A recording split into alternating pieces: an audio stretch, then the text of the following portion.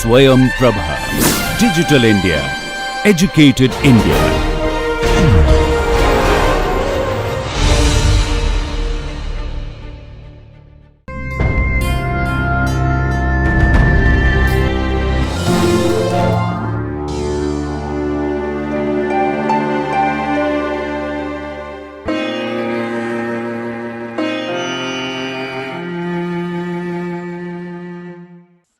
Hi everyone, this is Malika Pathak from Miranda House, University of Delhi, continuing with the course on solid state for the students of BSc Honours Chemistry and BSc with Chemistry. This is Module 5, Lecture 3 of the series. The academic expert of the course is Dr. Amrita T. Sheikh. The recording is being done under the DTH Swayam Prabha project of the MHRD New Delhi. In today's class, we are going to do the following topics. First, we are going to discuss the X-ray diffraction, followed by what is Bragg's law. We'll try and derive it and then use it for crystal structure determination. We'll be doing three methods which are used for crystal structure determination: Loewe method, rotating crystal method, powder diffraction method. This will be followed by a detailed look at the structures of sodium chloride, potassium chloride, and cesium chloride crystals. So let's start today's lecture. Crystal structures are determined with the help of X-rays.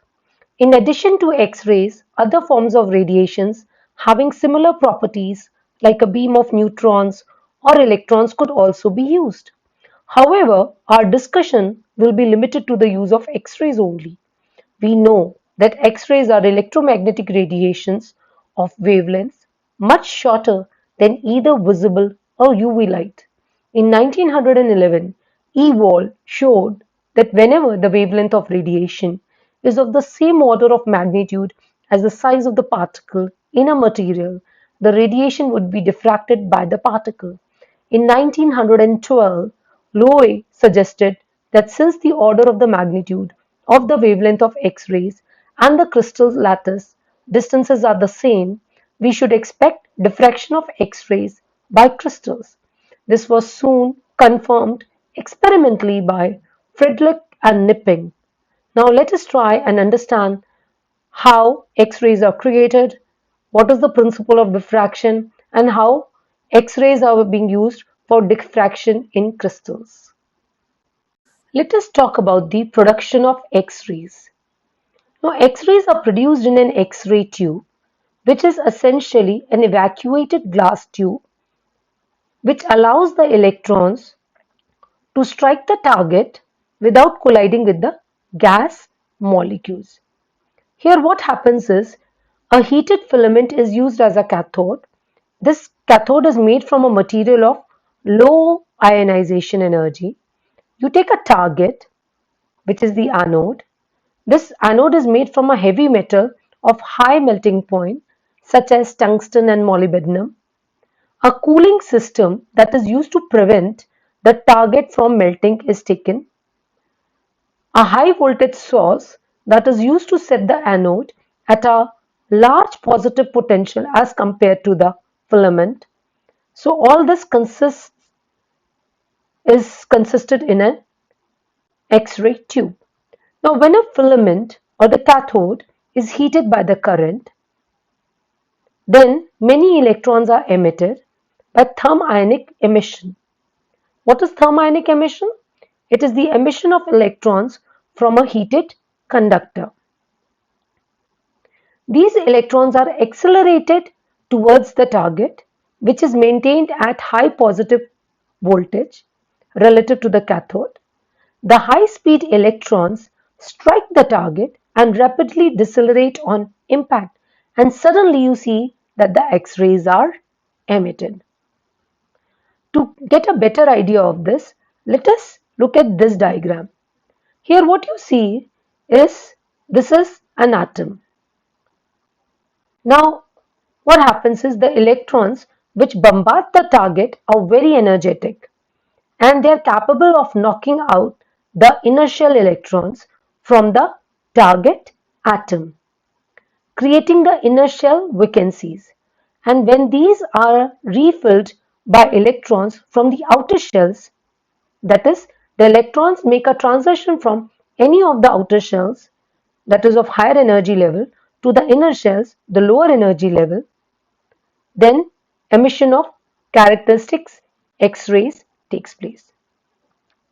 So, how were X-rays discovered?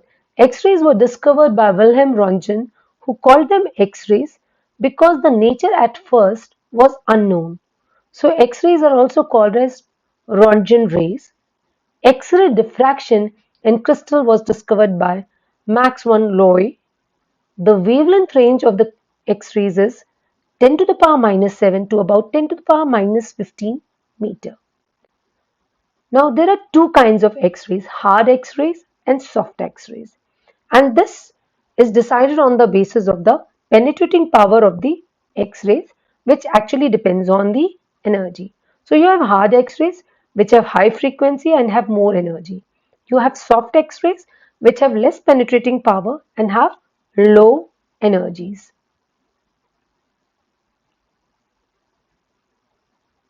Now look at this. Now this was the beam of electron. This fell on the target and the X-rays were emitted. So this is a simplified picture of how the X-rays are generated. Now please understand, I'm repeating it, that for the electromagnetic radiation to be diffracted, the spacing in the grating should be of the same order as the wavelength. In crystals, the typical interatomic spacing is approximately 2 to 3 angstrom. So the suitable radiation is X-rays, and hence X-rays are used for the study of crystal structures. Now, what are X-rays? I've already said these are short wavelength electromagnetic radiation produced by the deceleration of high energy electrons or by electronic transitions of electrons in the inner orbital of atoms. Now, you know that X-rays are used for analyzing the structures of the crystals. Now, let's talk about the X-ray diffraction. This is an electromagnetic spectrum representing the electromagnetic radiations. So what are electromagnetic radiation? Electromagnetic radiation consists of waves that are propagated through space with the velocity of light. They are characterized by either frequency or wavelength. The frequency gives the number of cycles through which the wave moves in 1 second, and the wavelength gives the distance between 2 points on the wave which have gone through a complete cycle. And these two are related by the expression nu is equal to c by lambda. There is another term that you already know, which is amplitude.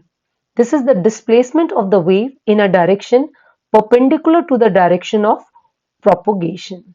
Now, this electromagnetic spectrum is important because we are talking about the diffraction of the waves or diffraction of the electromagnetic radiation. So X-ray diffraction is based on the constructive interference of monochromatic X-rays and a crystalline sample. So before we understand this line, let us understand what is constructive interference or recall what is constructive interference.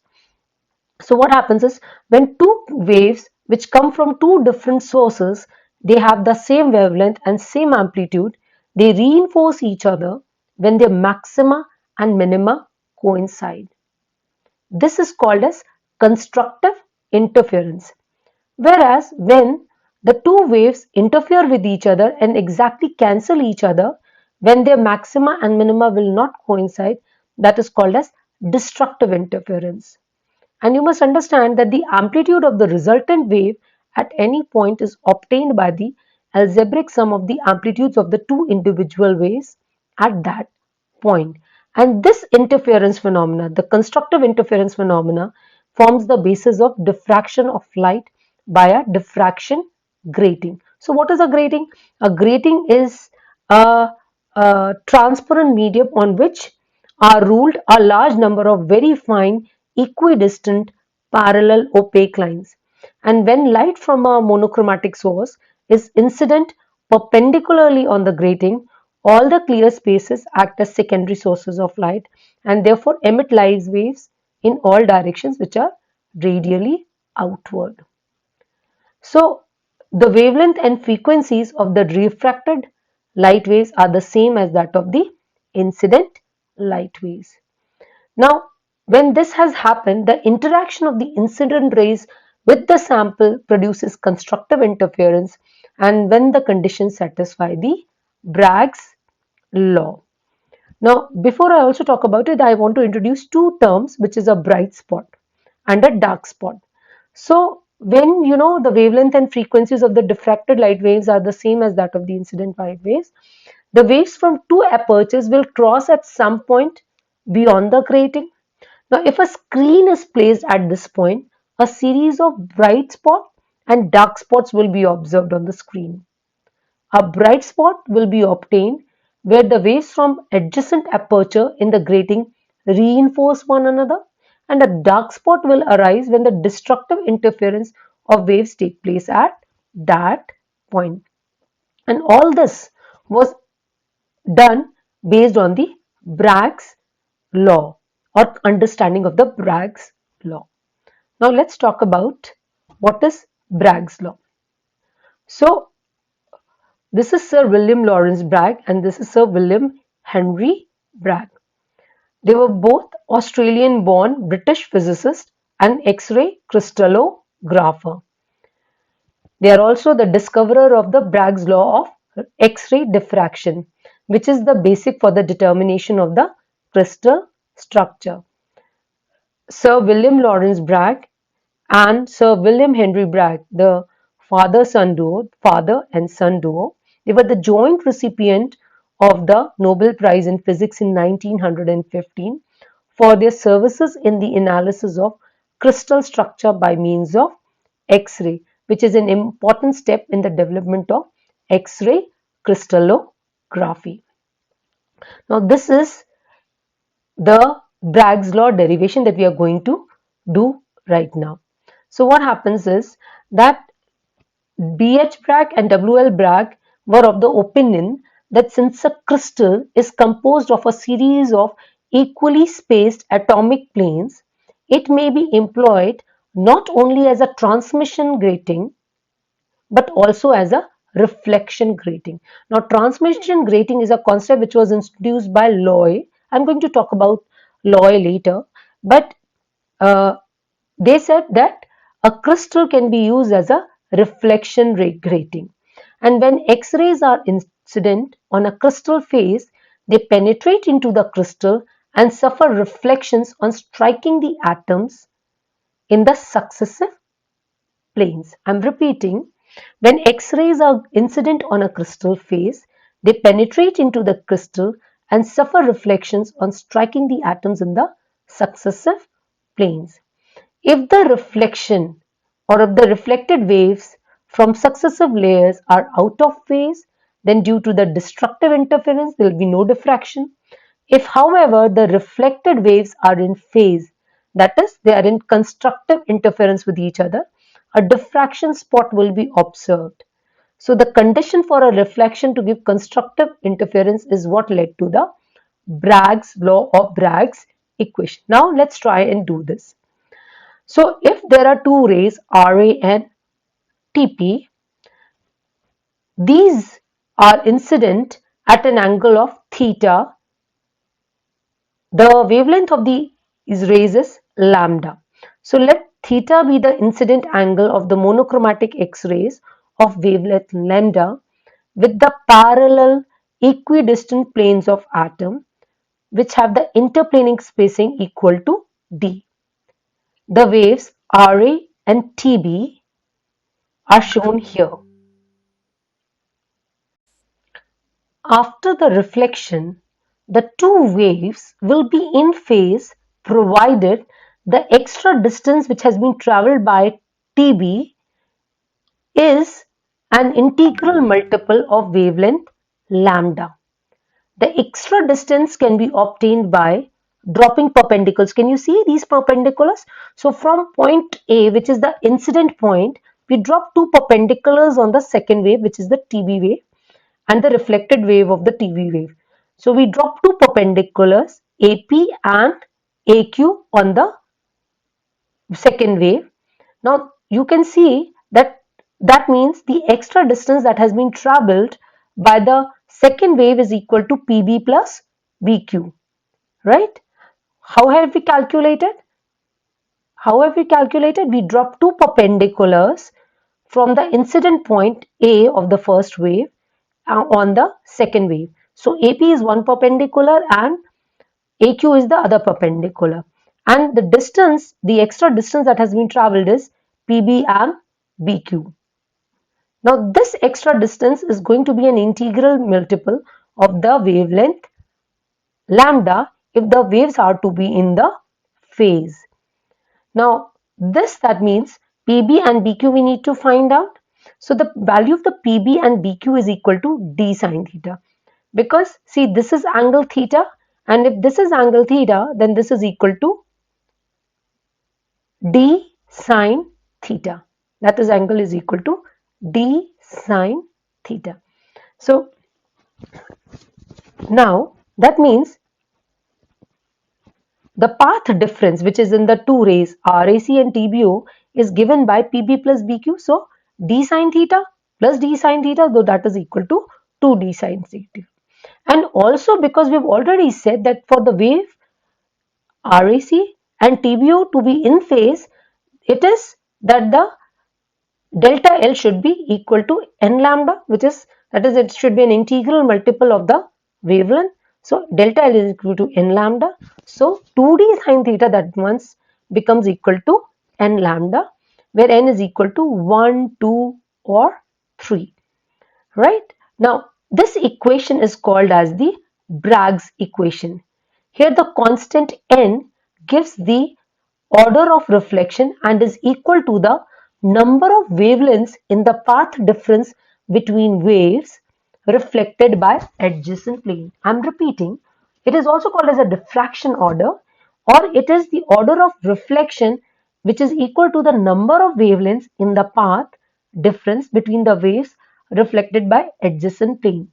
So thus only n can only take up integral values subject to a limitation that sine theta cannot be greater than 1. See, what is lambda? We had already talked about it. It is wavelength of the X-rays. What is d? D is the interplanar spacing, or the separation between the atomic plane. And what is theta? Theta is known as the Bragg's angle, or it is the glancing angle, or the complement of the incident angle, or the diffraction angle. Now, so if you have fixed values of lambda and d, we can have more than one reflection at angles theta 1, theta 2, which correspond to the values of n, which will be equal to 1, 2, 3 and so on.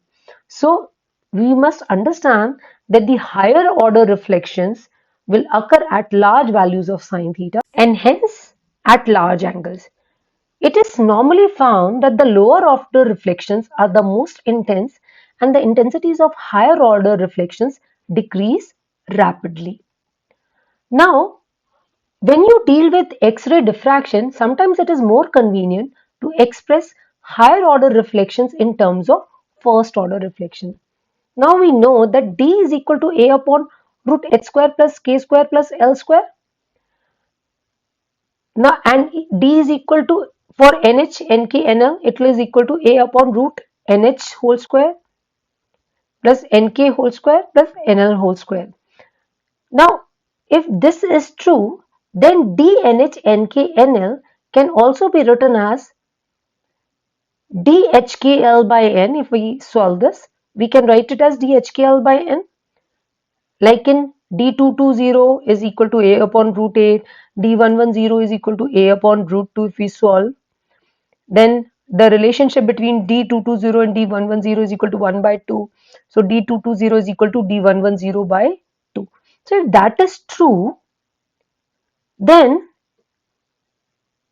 nth order reflection from HKL can be considered as the first order reflection from NH/NK/NL. I'm repeating, what does it mean?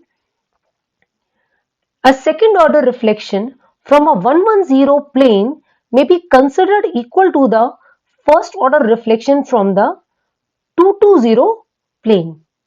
Similarly, a third order reflection from a 110 plane may be considered as a first order reflection from a 330 plane.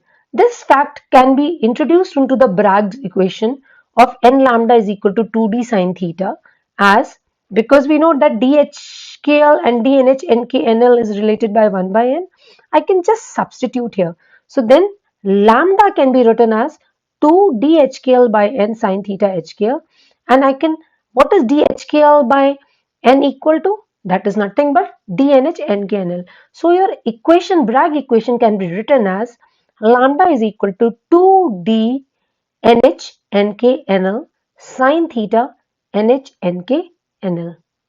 Right? Understand here that DHKL is the perpendicular distance between the adjacent planes having the indices H, K and L. I'm repeating, what is DHKL? It is the perpendicular distance between the adjacent planes having the indices H, K and L. Crystal structure determination. Now there are three X-ray diffraction methods which are used for the determination of the shape and the crystal structure. One is the Loewe method, the other is the rotating crystal method, and the third is the powder diffraction method. Now in the Loewe method, we only, this is just a gist of it, I will do it again, but this is only about single crystal where we use a polychromatic beam and we have a fixed angle. In the rotating crystal method, we take one crystal again, but instead of the polychromatic beam, we take a monochromatic beam. And the angle is variable, which is measured and which is changed through the rotation. Then there is the powder diffraction method, in which we take the powdered sample of the crystal. We use a monochromatic rays and the angle is variable. But this variable angle, I'm going to talk about it, comes from the fact of orientation. So let's start with the Loewe method first. Now Max van Loewe was the first to suggest that crystals might diffract X-rays, and he was also the first one to provide the explanation for the diffraction which was observed. However, it is the explanation which has been provided by Bragg which is simpler and more popular and has been used in crystal structure determination. What were the two postulates of Max van Loewe for which he actually got the Nobel Prize in 1914? One, that the crystals have a periodic arrangement of atoms, and second, that the X-rays are waves and therefore the crystal can diffract these X-rays. Now both these postulates together, one, that the crystals have a periodic arrangement of atoms, and that the X-rays are waves and therefore the crystal can act as a diffraction grating for X-rays, won him the Nobel Prize in 1914. Now, the Loewe method is actually based on the concept that since the distance between the particles in a crystal are of the same magnitude as the wavelength of X-rays, the crystals can be used as a three-dimensional diffraction grating, and if you incident a beam of non-homogeneous X-rays onto a crystal, a diffraction pattern will be observed. Now, X-rays are passed through a crystal and a diffraction is observed is the concept behind it. Now, the experiments have been done and various substances to predict and verify Loewe's prediction. Now, and these predictions, these gratings are obtained on a photographic plate, which is also called as a film. So the spots are observed on a photographic plate or a film, and you can see bright and dark spots. And when you develop the film, you can see some sort of symmetry in the spot, showing that this has come from a symmetrical arrangement, and that is coming from a structural arrangement that is there in the crystal. From these spots that we are going to talk about, you can calculate the size and the shape of the unit cell. Let's try and see what are the two methods which are there. The one is the back reflection Loy method and the other is a transmission method. So the back reflection Loy method, the film, the photographic plate on which the spots are to be seen is placed between the X-ray source and the crystal. The beams which are diffracted in the backward direction are recorded. One side of the cone of the Loy reflection is defined by the transmitted beam.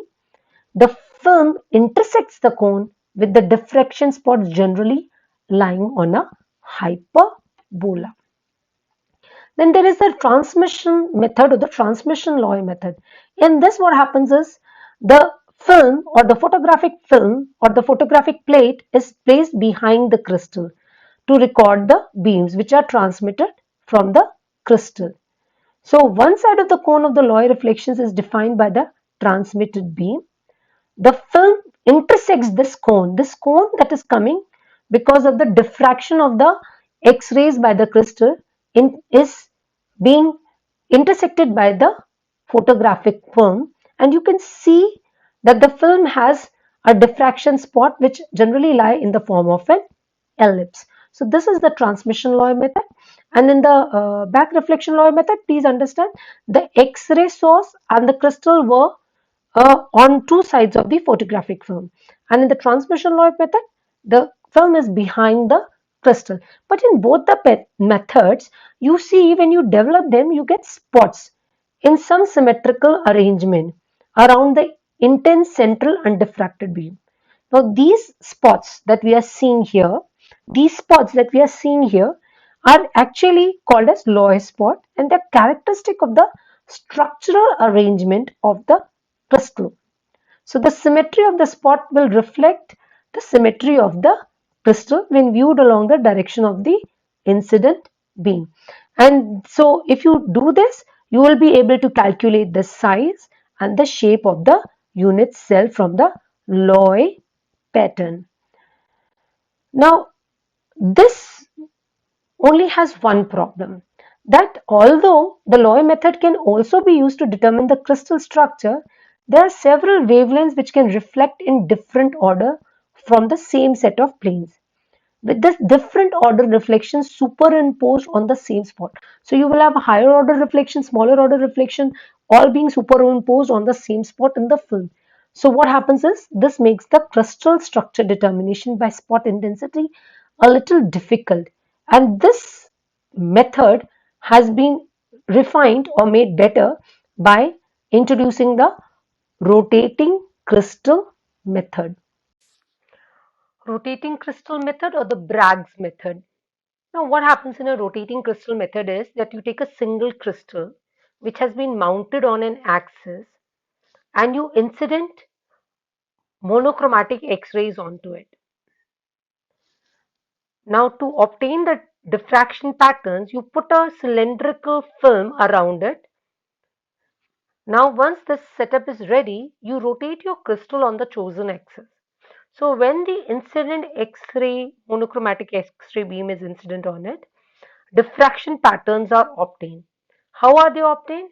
Because when you rotate the crystal, there will be lattice planes which will at some point make the correct Bragg angle for the monochromatic X-rays, and you'll be able to obtain the diffraction pattern. Now, once you know the wavelength, the angle which the reflection is doing, you can get the value of interplanar spacing, that is DHKL, using the Bragg's law, because you know that D is equal to A upon root h square plus k square plus L square, and 2D sine theta is equal to n lambda according to the Bragg's equation.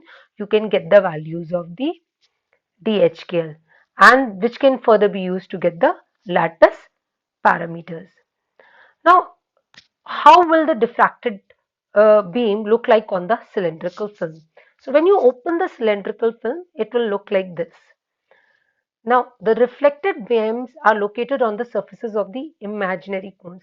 If you record the diffraction patterns, both the angles and the intensities for the various crystal orientation. You can determine the shape, the size of the unit cell. You can also find out the arrangement of atoms inside the cell. So this is how your photographic film will look like on which a diffracted beam has been incident. Now let's try and take a look at a numerical for a better understanding of the rotating crystal method, which is also called as the Bragg method. So when a certain crystal was studied by the Bragg's technique using the X-rays of wavelength 229 picometer, an X-ray reflection was observed at an angle of 23 degree 20 minutes. So what is the corresponding interplanar spacing? First part, when another X-ray source was used, a reflection was observed at 15 degree 26 minutes. What was the wavelength of these X-rays? So what is it? You are given the value of lambda, you are given the angle, glancing angle 23 degree 20 minutes. You just apply the formula and lambda is equal to 2d sine theta. So DHKL is equal to lambda upon 2 sine theta. So you get 229 picometer upon 2 into sine 23 degree 20 minutes, and you will be able to obtain the interplanar spacing. Now, what is the second part? In the second part, you are said that you are using another X-ray source and a reflection was observed at 15 degree 26 minutes. Now, if that is true and you know the value of DHKL, can you find out the value of lambda? Yes. You know the Bragg's equation, lambda is equal to 2d sine theta. You just substitute the value of DHKL, you substitute the value of angle, and you get the value of lambda. So 2 into 289.2 picometer into 0.2622 will give you 153.9 picometer as the wavelength of X-rays. Now let's talk about the powder diffraction method, which is also called as Debye-Scherrer method. Now in the Bragg's method, one has to use a fairly large crystal with flat faces which are carefully oriented in a number of specific directions. Now all crystalline substances may not be available in the above needed form. So a method which is more convenient to handle has been developed independently by Debye and Scherrer and Hull. And that method is known as powder method, because in this method the substance is taken in the powdered form in a thin walled capillary tube. This powdered form of the substance is then irradiated with the monochromatic X-rays. The particles in the powder will act as tiny crystals which are randomly oriented with respect to the incident X-rays. Now, since the powder will contain very large number of particles, it is possible that some particle will have their some planes correctly oriented so that the Bragg equation is satisfied. Some other will have their other planes properly oriented, while there will be some others whose some other planes are oriented, and so on. Thus, what happens is the powder will provide all type of lattice planes for the reflection of X-rays, and hence it may be considered equivalent to a single crystal which has been rotated not only about its axis but also about all the axes that are there at once. So let's try and have a better understanding of it. Let's say there is a single crystal, and if I incident only one monochromatic X-ray beam on it, you will see that one or two diffracted beams may be observed. Now, if I take several randomly oriented single crystals, then you will see that the diffracted beams will lie on the surface of several cones. Now, these cones may be in the forward direction or in the backward direction, and they will be all in all directions. Now, if I take the powdered sample as in the Debye-Scherrer method in a capillary, then you will see that the diffracted beams form continuous cone. And if I place a circular film around the powdered sample, then the film will be intersected by all the cones and you will get diffraction lines on the film. Now these diffraction lines will appear as arcs on the films. So what we do is we take a small amount of powdered sample in a fine capillary tube which is made from a glass that does not diffract X-rays. Now this sample is placed in a Debye Scherer camera and is accurately aligned to be in the center of the camera. Now X-rays will enter the camera through a collimator and will form diffracted pattern on the film. Now the powder will diffract the X-rays as in the Bragg's law to produce the cones of diffracted beams, and these cones I have already said will intersect the photographic film which is located in the cylindrical camera, and you will see characteristic arcs on the film. Now if you open the film, flatten it out and process it, it shows the diffraction lines like these and the holes for the incident and the transmitted beam. Now see, suppose I have taken a set of parallel planes which make an angle theta with the incident beam of X-rays. Now the reflected beam from these planes will make an angle 2 theta. Just see, you are taking a set of parallel planes which make an angle theta with the incident beam, which make, so what have you got? You have got a set of parallel planes which make an angle theta with the incident beam of X-rays. The reflected beam from these planes will make an angle 2 theta with the unreflected beam, right? Now these planes are rotated around the incident beam, keeping the angle theta constant. It is obvious then that the diffracted beam will travel over the surface of the cone. Since in a powdered form you will have large number of crystals with all types of orientations, you will see that the above criteria of a crystal to be rotated around an incident beam is automatically achieved. So you get a cone of reflected X-rays corresponding to each and every space lattice plane.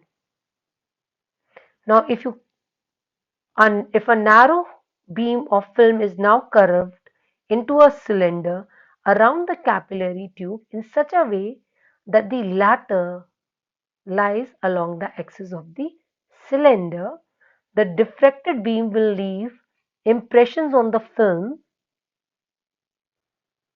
in the form of either curved or straight lines, which when you remove, they will give you a diffraction pattern. What were the holes corresponding to? They were corresponding to the places where the X-rays beams were entering or leaving. So this is how your system works for the powder method. Now we know for a cubic system, DHKL is equal to A upon root h square plus k square plus L square. Now we know that the Bragg equation is also equal to lambda is equal to 2d sine theta for n equal to 1.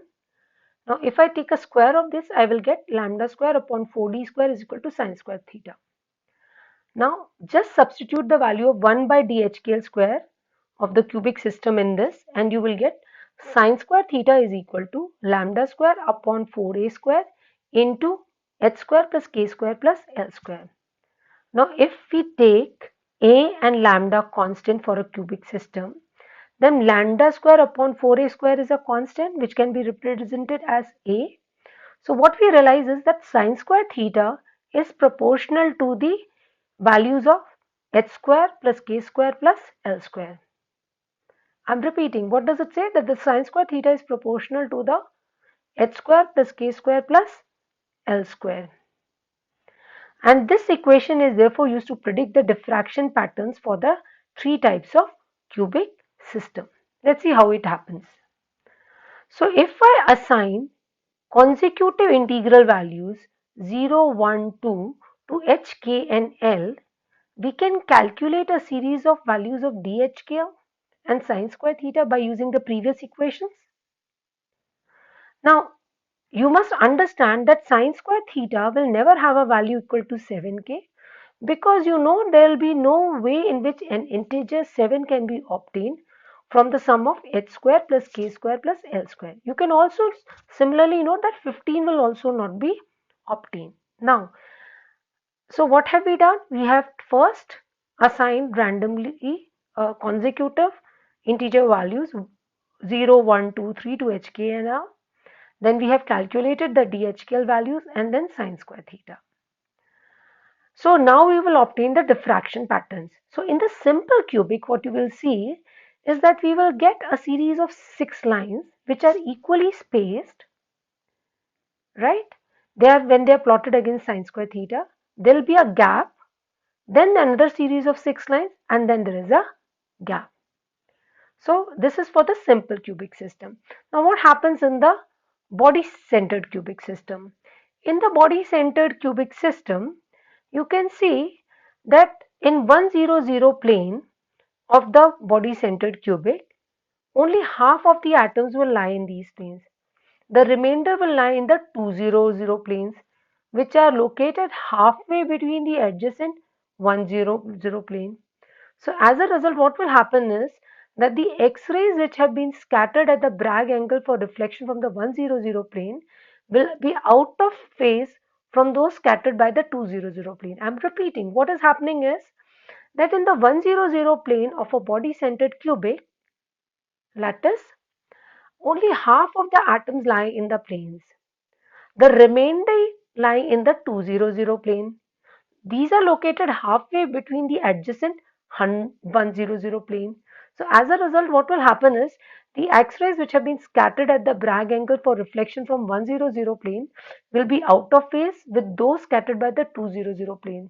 As a result, there will be destructive interference which will occur, and the diffraction lines corresponding to the 100 planes will be absent in the body-centered cubic.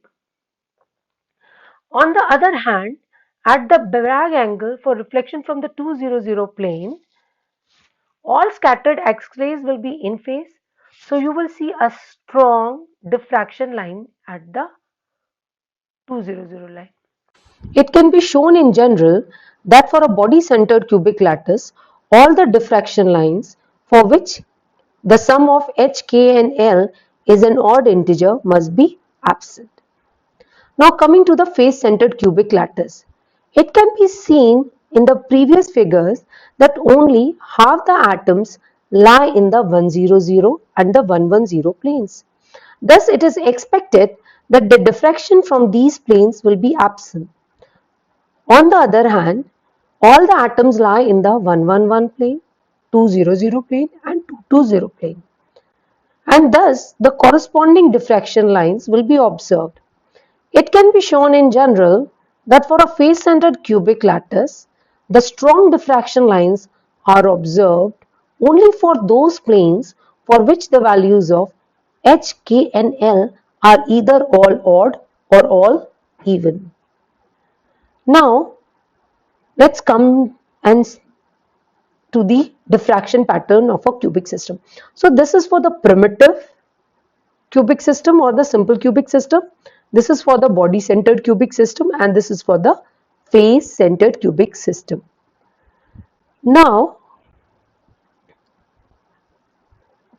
these are the ratio of h square plus k square plus l square which have been derived from the extension rule. I've already explained this, so we are not going to go too much into detail. Now we are going to understand how we analyze the XRD data. Now, when you want to determine the lattice type or the space group or the structure of the crystal, you have to understand that it is not the diffraction lines that are observed that determine how you will determine the crystal structure, but it is the absence of the diffraction lines which determine how you determine the crystal structure. It's become a tongue twister, but what I actually mean is that the difference between the three diffraction patterns, that of a simple cubic, body-centered cubic and the face-centered cubic, is clearly indicating the usefulness of the missing reflection in the distinguishing of the different lattice types. Now, in general, what you see is that the search for missing reflection is an important step in the determination of the crystal structure. It must be mentioned here that the distinction between the primitive and the body-centered cubic lattice cannot be made on the basis of the first 6 lines, since spacing of the lines in the individual diffraction pattern will be same. K in the case of the simple cubic and 2K in the case of body-centered. Now, if more lines are included, only then will you see the distinction between the two. In the primitive, you will see there will be a gap after the 6th line. Whereas in the case of the body-centered cubic, there will be no such gap in the body-centered cubic diffraction pattern. So we've already talked about it, that the reflections present and the missing reflection add to the determination, and it is more important to understand that the missing reflections let us distinguish between the two diffraction patterns, whether it is for simple cubic and body centered or body centered and face centered cubic lattice. Now, this is just to summarize what we have already talked about it. In the simple cubic, or the reflections which will be present will be all for simple cubic. In the body centered cubic, it will be when the sum of h, k and l is even. The ones which will be absent will be h, k and l ka sum is odd. In the face centered cubic, when the h, k and l are all odd or all even, you will observe them, and when they are mixed, you will find them absent in the diffraction pattern. So based on this data, actually this is the most important table. Based on this table, you will be able to distinguish between the simple cubic, the face centered cubic and the body centered cubic lattice types. So let us try and understand and reflect on what we have learned till now. We have a crystal with the atoms.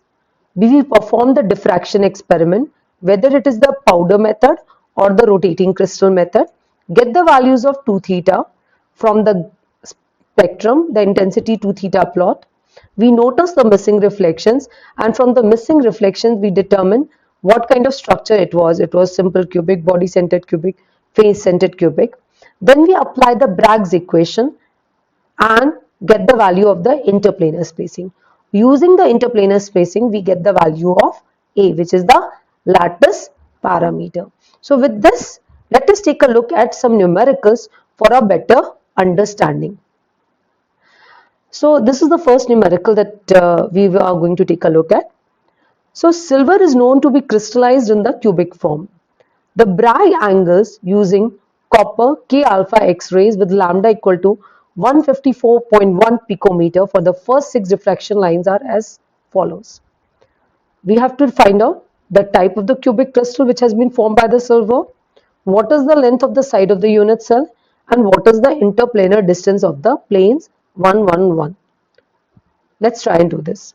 So we have been given the values of theta. We will find out the value of sine theta and then sine square theta.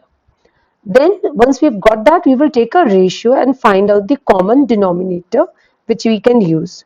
So we find that A is equal to 0.0356 and we can express each of these diffraction lines as 3A, 4A, 8A, 11A, 12A and 16A.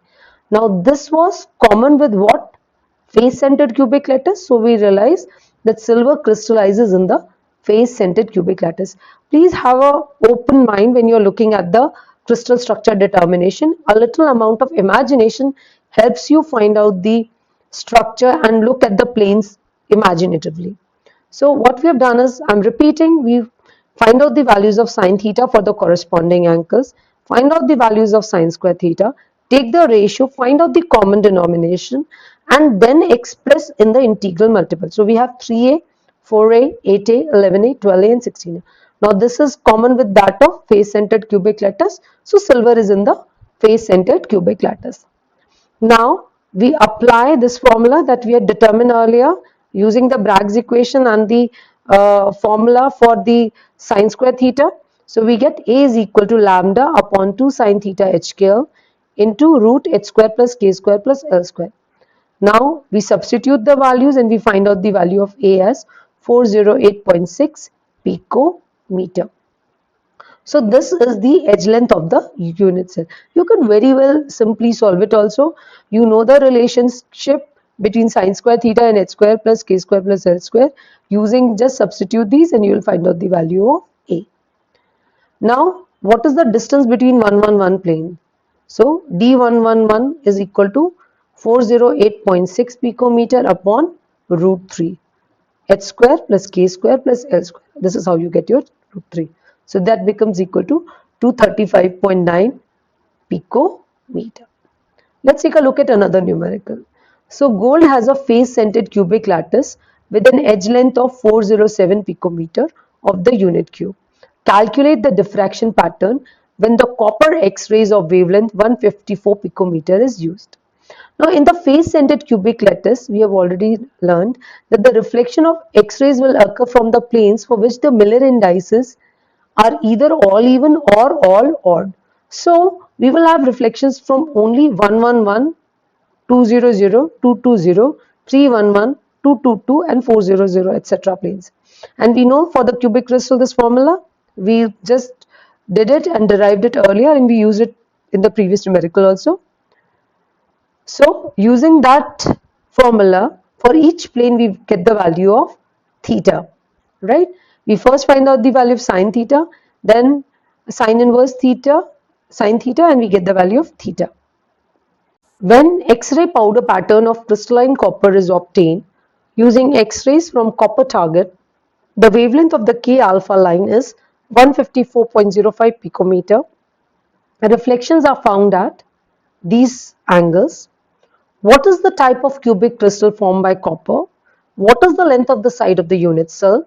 Determine the value of the Avogadro constant if the density of copper is 8.812 gram per centimeter cube. Calculate the radius of the copper atom. So let's try and solve this numerical. So we again have the values of theta. We find out the values of sine theta, sine square theta, again take the ratio and get them in the form. Now we have already understood that 3a, 4a, 8a, 11a, 12a is for the face centered cubic lattice. So that means copper has a face centered cubic lattice. Now we have to find out the length of the side of the unit cell.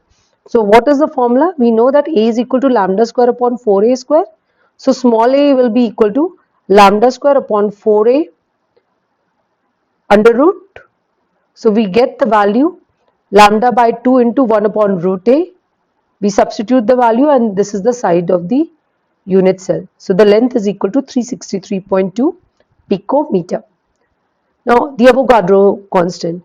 This is the formula that we've been doing since 11th standard. Rho is equal to n into m upon a cube into Na. Where what is rho? Density. N is the number of atoms. M is the molar mass. A is the length of the side of the unit cell. N is the Avogadro number. Just substitute the values that you have got and you will get the value of Avogadro number. And we already know that the value of Avogadro number is equal to 6.02 into 10 to the power 23 mole inverse. Now we have to also find out the values of radius of the copper atom. We have already derived this in the first lecture of the solid state, that 4r is equal to root 2a for the face centered cubic lattice. So you know that r is equal to root 2a by 4. Just substitute the values and you get the value. Please understand, numericals are important for your understanding and they also require a lot of practice. The more you practice, the more you become familiar with them and the more it is easier for you to solve when you are going in for your examinations. So when you doing numericals, have an open mind, take a look at the numerical, remember all the formulas that you've done and you should be able to solve it. So for your own good, please try and solve as many numericals as possible and at least try and revise them so that your understanding increases. Let us look at the structures of sodium chloride, potassium chloride and cesium chloride crystals. To know the type of a cubic lattice in a given crystal, the angles at which intensities of reflection are maximum for different orders for different planes are studied, and the values of D100, D110 and D11 planes are calculated. So this is the diffraction pattern of sodium chloride crystal. You see that the diffraction lines are observed at 111 plane, 200 plane, 220 plane, 311, 222 plane, so on and so forth. Now, in the case of sodium chloride, the first order reflections from 100, 110 and 111 faces are at 5.9 degree, 8.4 degree and 5.2 degree. So you find out the ratio. So the ratio is equal to 1 is to 0.704 is to 1.14. Now this experimental ratio of interplanar distances is the same as that which is theoretically predicted for a face-centered cubic lattice. So sodium chloride has face-centered cubic lattice. Now the indicated indexing of the diffraction lines also lead to a single value of the edge length of the unit cells. So we can say that sodium and chloride ions are arranged in a crystal as a face-centered cubic lattice. In this you can see the green circles and the red circles represent the centers of Na plus ions and the Cl minus ion. So the structure of sodium chloride crystal is actually composed of two interpenetrating FCC lattices, one composed of sodium ions, the other composed of Cl minus ions, right? Now in the face-centered cubic lattice of sodium chloride, I have already said that Na plus and Cl minus ions are arranged alternatively in all directions. Each Na plus ion is surrounded by 6 octahedrally arranged Cl minus ions, and each Cl minus ion is surrounded by 6 octahedrally arranged Na plus ions in 3 dimensions.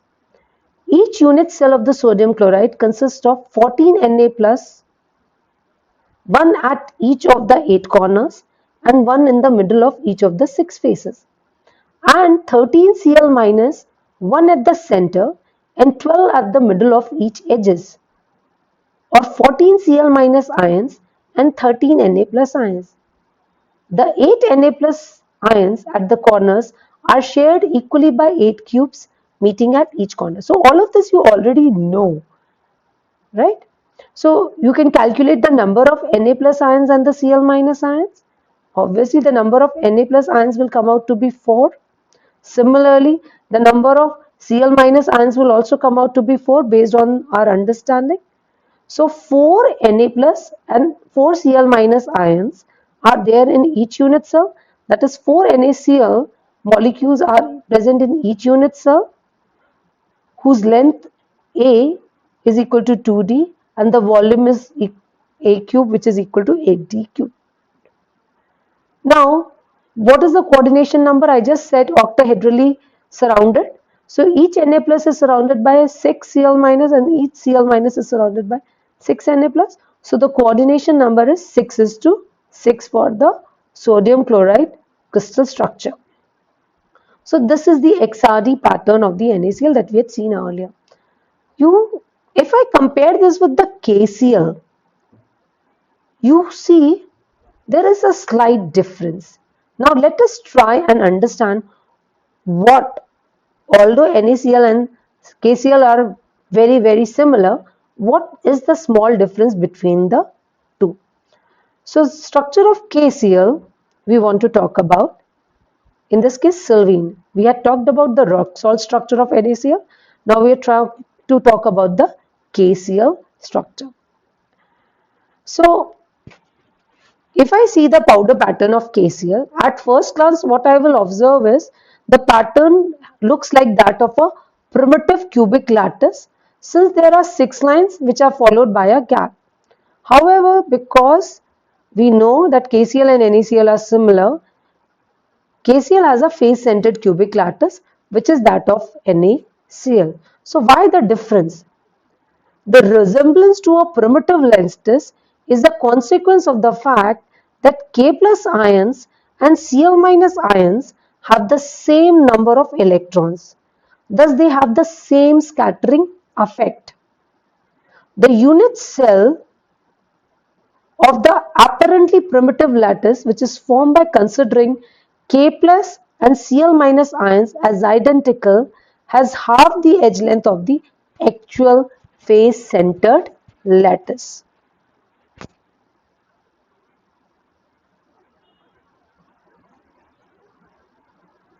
Another example that we can discuss is RBBR, LIBR. These are all systems which are showing similar behavior. RBBR has a simple cubic lattice if you see it, because Rb plus and Br minus ions will have the same number of lattice, although LIBR and NABR and RBBR will have the face centered lattice, all three. So we've just talked about it. So although KCl looks like the lattice which has a simple cubic structure, but it is not, it is an FCC lattice. The similarity to the simple cubic lattice has arisen because K plus and Cl minus ions have the same number of electrons, so they have the same scattering power, resulting in them not being distinguishable from each other and looking like the simple cubic unit instead of the face-centered cubic lattice that they are. This is the structure of the cesium chloride crystal. I want you all to take a deep look at it and try and analyze. Let's see. In this lattice, we have already done them in 11th standard, but now we are seeing them from a different view. See, they were initially, when we would do them in 11th and 12th standard, we did them as simple structures. We just remembered how we got. Now we are using our understanding of the XRD to understand how we had actually determined the structure of these cubic lattices.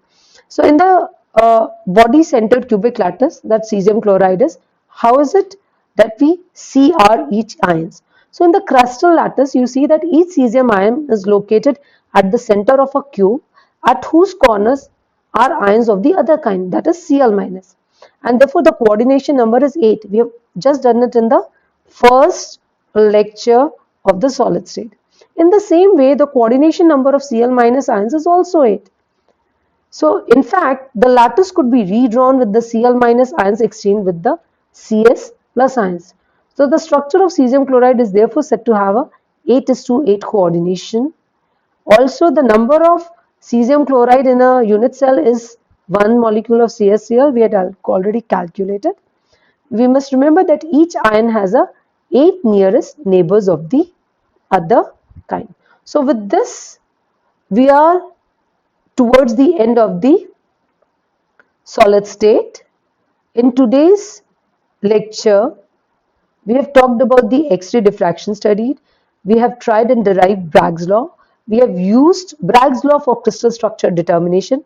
We have looked at the three methods which are used for crystal structure determination: Loy method, rotating crystal method, powder diffraction method. We have looked at the differences between the three. We have also tried and understood how the three methods differ from each other and which is the better. Then we have looked at some numericals based on the crystal structure determination.